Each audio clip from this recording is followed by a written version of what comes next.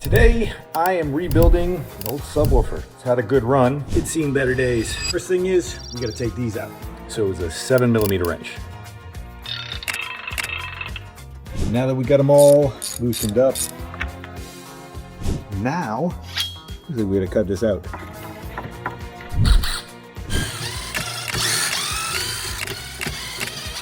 Really like what they did.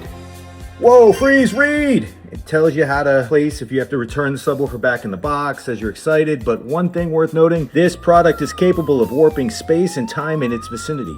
Ooh, let's see.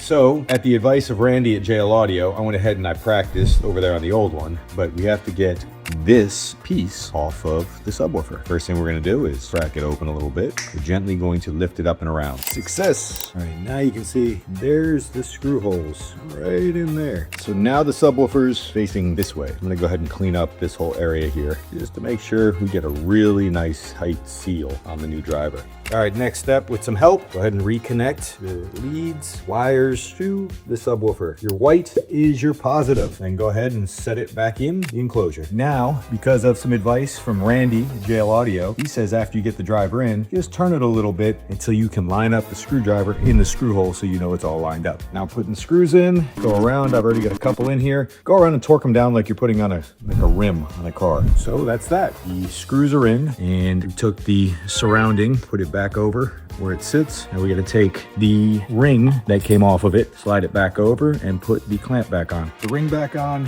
make sure that the beveled edge is facing towards the outside of the subwoofer, and then you just push it on all the way around until you hear it snap in. Okay, now it's all snapped in. Started on one side, went all the way around to the other side, and at the very bottom you should have a gap like that. Before you put the face panel back on, make sure you put your rubber spacers back in. So after you put your spacers in between, put the panel on, put all the bolts back in, you can use your little screwdriver to line the spacer up with the hole. So when you go and put your bolt back in, it fits in nice. This subwoofer is 10 years old. And after a wipe down with a little bit of alcohol, look at this finish. I mean, there's kids, there's animals, this thing's 10 years old, and the finish is still amazing. That's pretty cool. Now back to what I was doing. Next step, on the bolts that go back in the case, I want to put Loctite on this. So that way, when we put it in that hole there, it stays. All right, got the Loctite on the bolt, different angle here. Putting the bolt in, slides right in.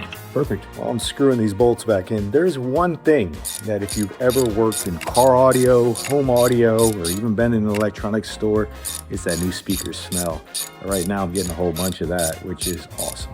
All right, everything's back together. Subwoofer's plugged back in. Moment of truth. Here we go. We're gonna hit and hold the demo button for 5 seconds. 2, 3, oh wait, there we go.